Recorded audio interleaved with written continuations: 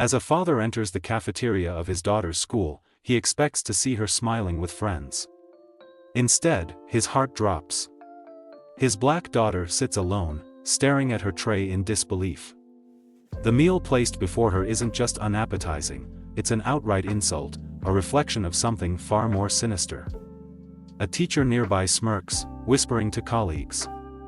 What happens next is a chain of events that uncovers a shocking truth about the school's hidden prejudices.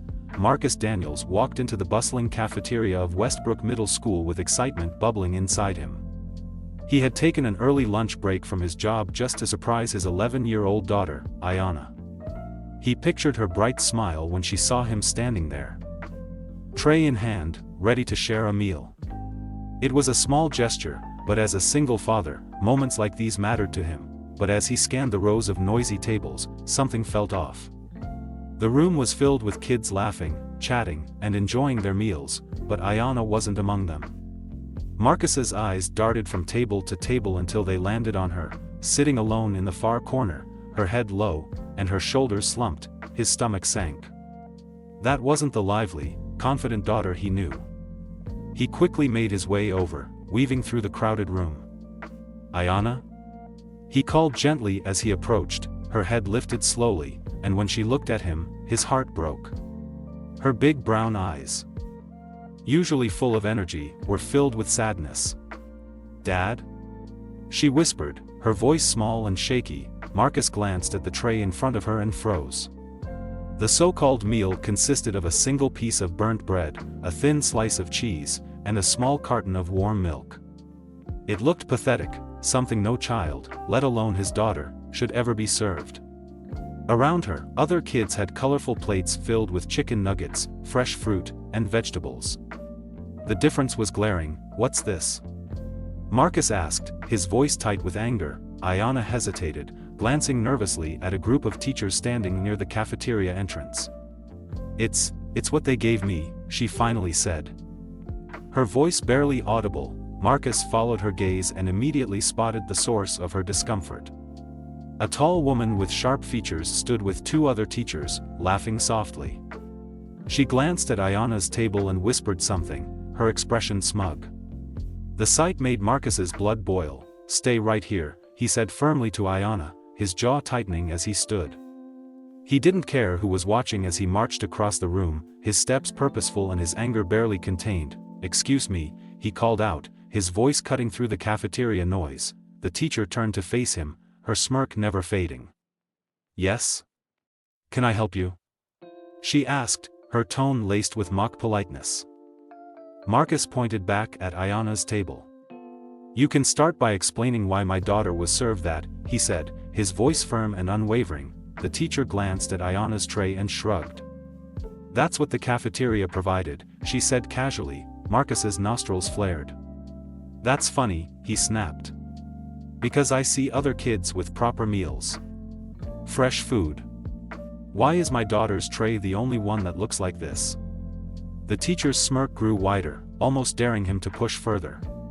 "If you have a concern, you're welcome to take it up with the principal," she said, her words dismissive. Marcus stepped closer, his voice dropping. "You think this is over? You're going to regret brushing this off like it doesn't matter." The teacher's confidence faltered for a split second, but she quickly recovered, turning away from him without another word. Marcus returned to Ayanna, his mind racing with anger and disbelief. He crouched beside her, placing a gentle hand on her shoulder. "Come on, baby," he said softly. "We're leaving. We'll figure this out together." As they walked out of the cafeteria, Marcus's thoughts swirled. How long had this been happening? Was it an isolated incident, or was it part of something bigger? His daughter deserved better, every child did. And he was going to make sure the world knew it. This wasn't just about a tray of food. This was about respect, dignity, and standing up to a system that thought it could get away with treating his child, and possibly others, like less than they deserved. The fight had just begun, and Marcus Daniels wasn't about to back down. Marcus's knuckles turned white as he gripped the steering wheel on the drive home. The quiet hum of the car was interrupted only by Ayanna's sniffles. She sat hunched in the passenger seat, staring out the window, her usually vibrant energy dimmed. Marcus wanted to reach out and comfort her, but his mind was racing. Questions piled up like a storm cloud. Who let this happen? How long has it been going on? And why Ayana? Pulling into the driveway, Marcus parked and turned to Ayana. Sweetheart, we're going to get to the bottom of this, okay? No one has the right to treat you like that. She nodded but said nothing. Her silence spoke volumes. Inside, Marcus ushered her to the kitchen table. The familiar space felt heavier tonight, the warmth of home overshadowed by the weight of what he'd learned. Baby girl, he said softly, kneeling to meet her eyes, I need you to tell me everything. Has this happened before? Ayana looked down at her hands, her fingers nervously picking at the edge of her sweater. For a moment, Marcus thought she might not answer. Then, she nodded slowly. Yeah, she whispered. A few times. Marcus felt a sharp pang in his chest. Why didn't you tell me? Tears welled up in her eyes. I didn't want to make a big deal out of it, she admitted. And I thought, maybe it would stop. Marcus took a deep breath, fighting to keep his emotions in check. Ayana, listen to me, he said, his voice firm but filled with love. This is a big deal. No one, and I mean no one, gets to treat you like this. You're amazing, smart, and kind. Don't ever let anyone make you feel less than you are. Ayana nodded again, but Marcus could see the pain lingering in her expression. He couldn't undo what had already happened, but he could make sure it didn't happen again. That night, while Ayana showered, Marcus sat down with a notebook and pen. He began documenting everything: the lunch tray, the teacher's behavior, and Ayana's quiet admission of previous incidents. He called his sister. Denise, a lawyer known for her no-nonsense attitude. They messed with Ayana? Denise exclaimed. Oh, Marcus, they messed with the wrong family. Collect everything, notes, photos, names. If they've done this to Ayana, chances are they've done it to others. Her words gave Marcus a new sense of purpose. He stayed up late researching, pouring through forums and social media pages for any hint of similar stories. By midnight, he'd drafted a post for the local parents group: Parents, I need your help. My daughter Ayana was served a shocking lunch at school today, one clearly meant to humiliate her. Has anyone else experienced or heard of similar treatment? If so, please reach out. This can't continue. The response was immediate. Notifications pinged his phone non-stop as comments and messages flooded in. Some parents expressed outrage and solidarity, others shared chillingly similar experiences, but one message stood out: a private note from Carla, a mother whose son had faced discrimination the previous year. They don't want bad press, Carla wrote. But if you push hard enough, they'll scramble to fix it. Let's talk. The next day, Marcus met Carla at a small coffee shop. She was a petite woman with short curls and a determined look in her eyes. Over the clink of cups and the murmur of conversations, Carla recounted her son's ordeal. They tried to play it off as a misunderstanding. She said bitterly. But it was clear as day. My son was singled out because of his skin color. They apologized, promised changes, but clearly, nothing's changed. Why didn't you go public? Marcus asked. Carla sighed. I thought about it. But I was scared of the backlash, scared of how it might affect my son. I thought it would be enough to make them promise change. Clearly, I was wrong. Marcus clenched his fists under the table. They're not going to brush this under the rug, he said firmly. Not this time. That night, Marcus took all the information he'd gathered, the testimonies, Ayana's account, and Carla's story, and began crafting an email to the school board. He didn't hold back. He laid out every detail, every piece of evidence, and ended with a clear demand: a formal investigation and immediate action. As he hit send, Marcus felt a surge of resolve. He wasn't just fighting for Ayana, he was fighting for every child who'd ever been made to feel small. Little did he know, the ripple effect of his actions was just beginning. The next morning, Marcus woke up to the sound of his phone buzzing incessantly. Emails, texts, and calls flooded in, each one connected to the email he had sent to the school board the previous night. He rubbed his eyes, scanning the notifications. Some were from other parents sharing their own experiences, but most were from the school district itself. The superintendent, the principal, and even members of the board had all left messages. He smirked grimly. Now they're paying attention, Marcus called the superintendent first. A polished voice greeted him, overly polite yet edged with nervousness. "Mr. Collins, this is Dr. Peterson. We've received your email, and I assure you we are taking this matter very seriously." "Good," Marcus said, his tone sharp. "Then you'll understand why I expect immediate answers." "Of course," Dr. Peterson said quickly. "We're already conducting an internal review, but I'd like to invite you to a meeting at the school this afternoon to discuss the issue in person. The principal and relevant staff members will be present." Marcus agreed but made it clear, "This isn't just a meeting. I want accountability. And trust me, I won't settle for vague apologies." He hung up, turning to Ayanna, who was eating breakfast quietly at the table. "They want a meeting," he said. "Are you okay with me sharing everything that happened?" Ayanna hesitated, then nodded. "If it stops this from happening again, yes." Marcus gave her shoulder a reassuring squeeze. "We've got this." That afternoon, Marcus arrived at the school. His sister Denise by his side. Her presence was a silent warning, "Don't try to intimidate us." The meeting was held in the principal's office. Seated at the table were Principal Harris, Dr. Peterson, and two teachers Marcus recognized from Ayanna's class. Their smiles were tight, their nervous energy palpable. "Mr. Collins," Dr. Peterson began, "let me start by saying we deeply regret this situation. Ayanna is a valued student, and it pains us to hear she felt mistreated." Marcus leaned forward. "Let's cut the corporate spiel.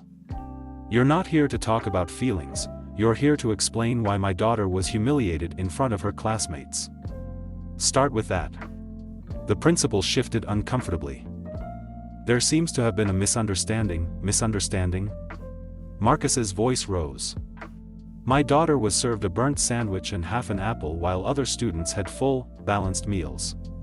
Is that what you call a misunderstanding?" The room fell silent. Denise chimed in, her voice calm but cutting. "Mr. Collins isn't here for excuses. He's here for facts. Who approved the lunches? Who oversees their distribution? And why does this keep happening to students of color?" The teachers exchanged uneasy glances, but Principal Harris finally spoke. "The lunch menus are managed by an external vendor. We'll investigate with them to ensure this doesn't happen again." Marcus wasn't satisfied.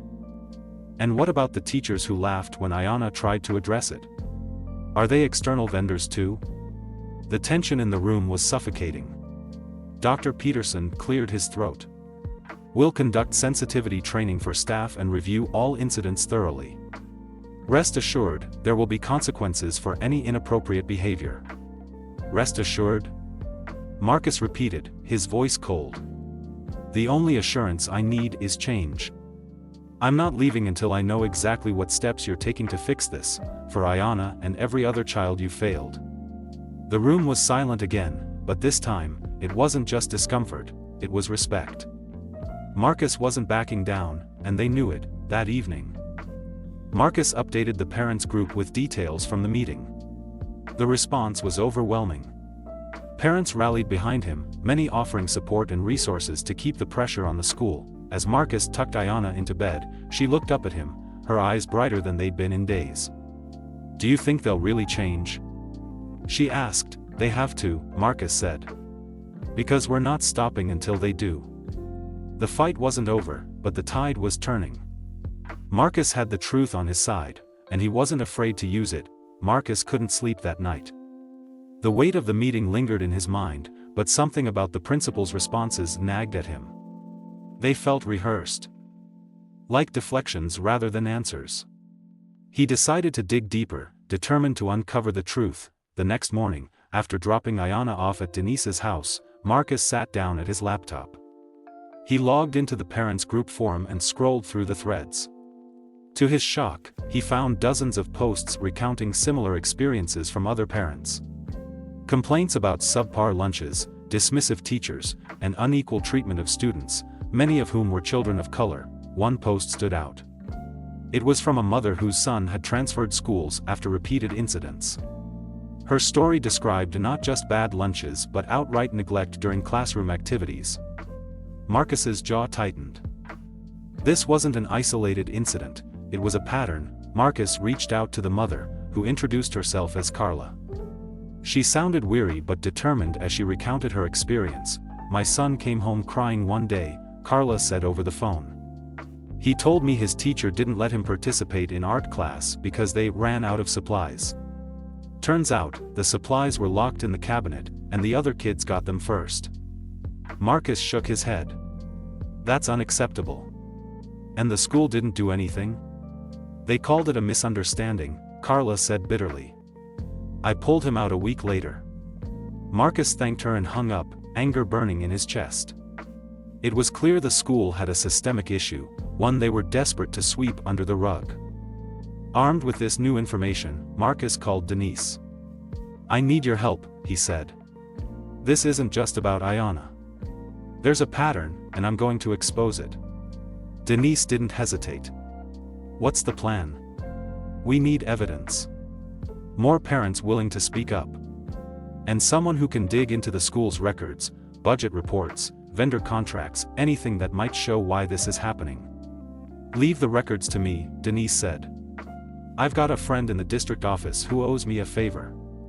With their plan in motion, Marcus returned to the forum. He posted a detailed account of Ayanna's experience, encouraging other parents to share their stories. Within hours, the thread exploded with comments. Parents who had been silent for years finally found the courage to speak up, sharing heartbreaking tales of discrimination and neglect. One comment caught Marcus's eye, a teacher at the school, writing anonymously, "I've seen this happen too many times," the post read. "Some staff members think they can get away with it because no one's watching.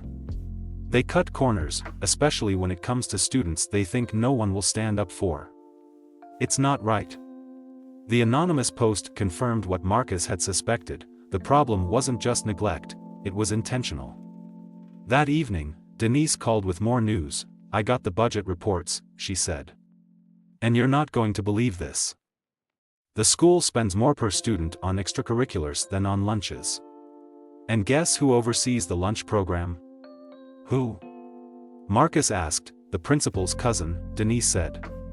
"They've had the contract for years." Marcus's blood boiled.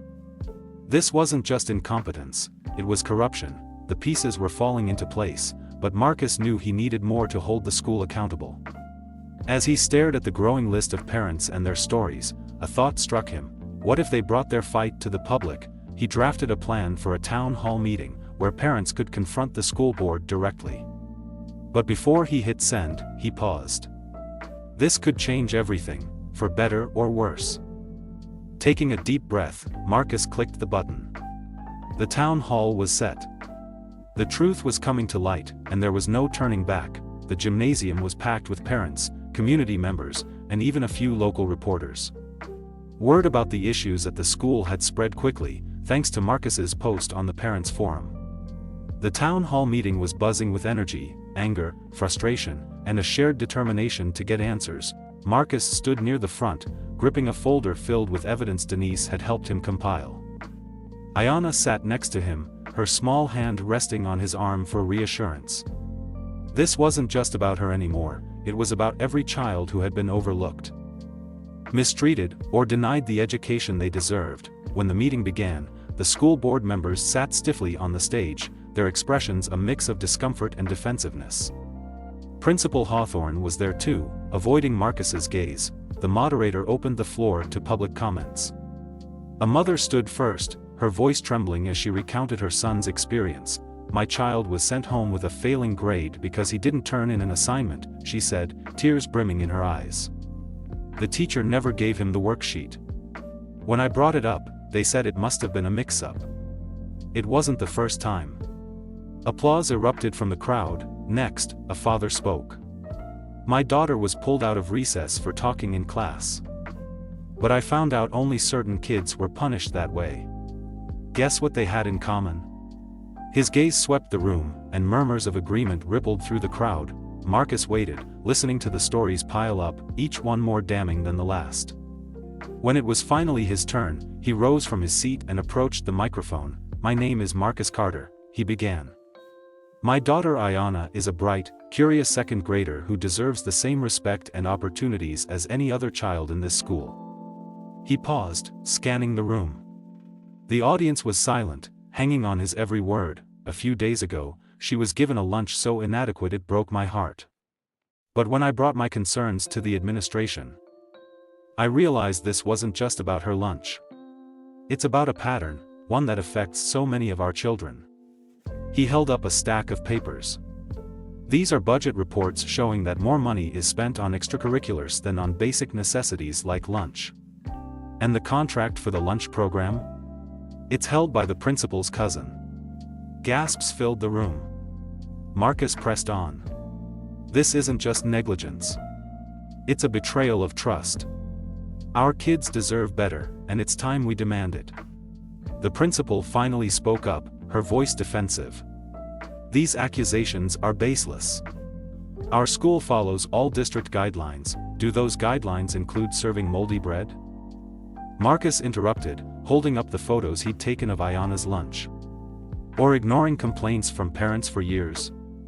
The crowd erupted in shouts, their anger now directed at the principal and the board. A reporter raised her hand. "Mr. Carter, what do you hope to achieve with this meeting?" Marcus didn't hesitate. "Change. Accountability. And an apology to every family who's been failed by this system." As the meeting stretched into the evening, the school board promised to investigate the claims and review the lunch program contract. But Marcus knew promises weren't enough. He approached the reporter after the meeting, handing her a copy of the evidence. "Make sure this gets out," he said. She nodded. "You've started something big here. People are going to pay attention." Marcus looked down at Ayanna, who smiled up at him. "That's the plan," he said. 2 weeks after the explosive town hall meeting, the school district announced sweeping changes. The principal was placed on administrative leave pending an investigation, and the controversial lunch program contract was terminated. A new, transparent bidding process was introduced, ensuring quality meals for all students. The story had gone viral. Marcus's heartfelt speech, paired with the evidence he provided, struck a chord far beyond their small town. Parents from across the country reached out, sharing similar stories and thanking him for standing up. Marcus sat at the kitchen table with Denise, scrolling through the online reactions. Ayanna was at her art station, coloring a picture of herself in a superhero cape. "You really started something, Marcus," Denise said, pride in her voice. He smiled but stayed humble. "It's not about me. It's about Ayanna, and every other kid who's been let down by a system that's supposed to protect them." That Friday, the local news station aired a segment highlighting Marcus's efforts. Ayanna's story became a symbol of resilience, and Marcus's determination inspired other parents to demand change in their communities. At the school, Ayanna was greeted with newfound respect. Her classmates had heard what her dad did and treated her like a hero. The new interim principal introduced reforms, prioritizing equity and fairness. For the first time in years, parents felt hopeful. As Marcus tucked Ayanna into bed one evening, she looked up at him with wide eyes. "Daddy, does this mean things will get better now?" He kissed her forehead. "We've started something, sweetheart. And as long as we keep speaking up, things will keep getting better." She smiled, her little fingers curling around his hand. "Thank you, Daddy." Marcus's heart swelled. "No, Ayanna. Thank you, for being brave enough to tell me what was wrong. You're the real hero here." This story is a powerful reminder of the change we can bring when we stand up for what's right. If you were moved by Marcus and Ayanna's journey, help us spread this message. Comment below, what's one change you'd like to see in schools today? Like this video if you believe every child deserves respect and equality. Share this story to inspire others to take action in their communities. Comment the country you are below. Subscribe to our channel for more stories that challenge injustice and celebrate resilience.